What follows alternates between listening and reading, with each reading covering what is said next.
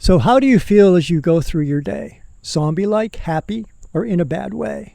How many of us would admit that we feel a bit more distraught than we care to reveal?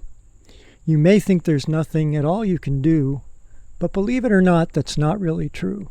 The truth can be stated without any compunction. Day-to-day living overwhelms our brain function. Not mine is, of course, the first thing you'd say. But don't slam the door, at least not right away.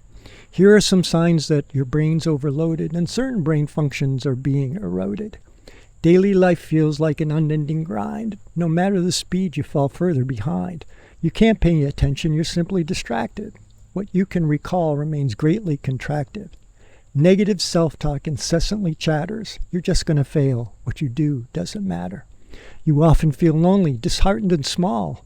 Your life has no purpose, no meaning at all. You're chronically anxious. You often feel dread. Worries go round and around in your head. Of course, there's laughter and flashes of fun, a bike ride with friends, a really bad pun. But good times don't feel at all like the norm. If there is a calm, it's before the next storm. It's just how I am, you're likely to say. How draining it is to go through life this way. Sound familiar?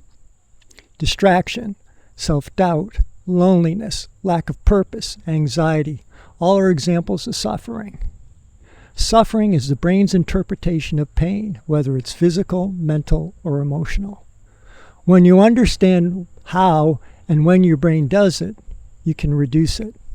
That's one of the purposes of All Right Right Now. Suffering is more than just the brain's interpretation of pain.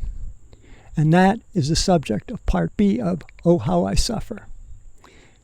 I hope you watch it, and thanks for listening.